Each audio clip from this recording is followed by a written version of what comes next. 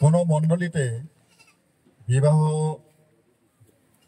পরিচালনার জন্য অনুমোদন প্রাপ্ত বা অনুমতি প্রাপ্ত কোনো পালক থেকে থাকেন, তাহলে তাদের কনসেন্ট, উইথ কাইন্ড কনসেন্ট, আমাদেরকে অনুষ্ঠান পরিচালনা করতে হয় বাইরে থেকে এসে। এই অনুমতি দেওয়ার কারণে মণ্ডলীকেও ধন্যবাদ জানাই। ধন্যবাদ। সাথে আপনারা এই গরমেও এ পর্যন্ত খুব কষ্ট করে বেশ কয়েক মিনিট না 10-15-20 মিনিটের মতো আপনারা অতিবাহিত করেছেন এই গরমে।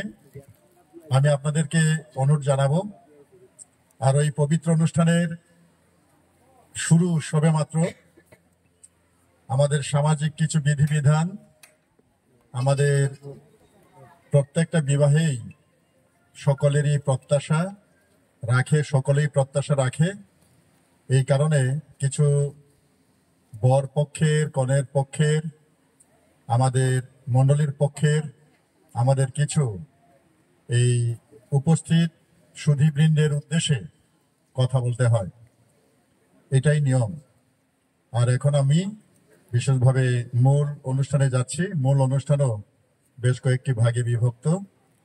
আমি আপনাদের সকলকে ধৈর্যের সাথে এই বিবাহ অনুষ্ঠানে উপস্থিত আপনারা যতজন রয়েছেন, আমাদের আজকের অনুষ্ঠানের কেন্দ্রবিন্দু তন্ময় মানখান, মিতা মাঝি, এবং তাদের এই বিবাহ সুসম্পন্নের জন্য আমাকে যে দায়িত্ব দেওয়া হয়েছে তার সাথে আপনাদেরও সাহায্য সহযোগিতার জন্য আমি অনুরোধ জানাচ্ছি।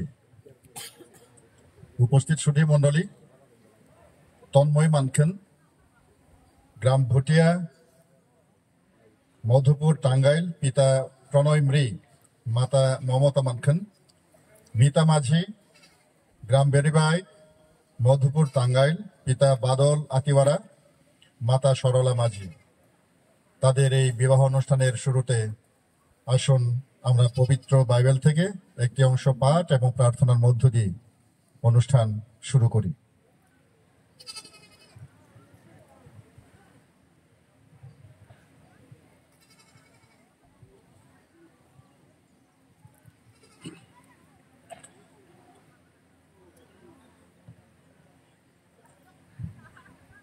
আর সদাপ্রভু ঈশ্বর কহিলেন, মনুষ্যের একাকী থাকা ভালো নয়, আমি তাহার জন্য তাহার অনুরূপ সহকারিণী নির্মাণ করি।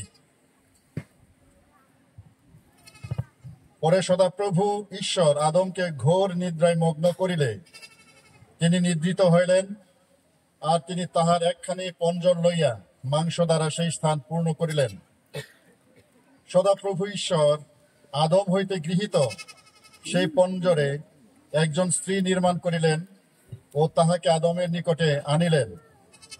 তখন আদম কহিলেন, এইবার হইয়াছে, ইনি আমার অস্থির অস্থি ও মাংসের মাংস, ইহার নাম নারী হইবে, কেননা ইনি নর হইতে গৃহীত হইয়াছে।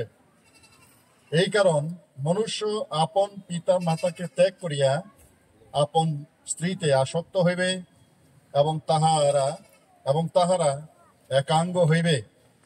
এই স্থলেই নির্ধারিত পবিত্র বাক্যের পাঠ সমাপ্ত। এই পতিত বাক্যের মধ্য দিয়ে আমাদের সকলকে, বিশেষত তন্ময় এবং মিতাকে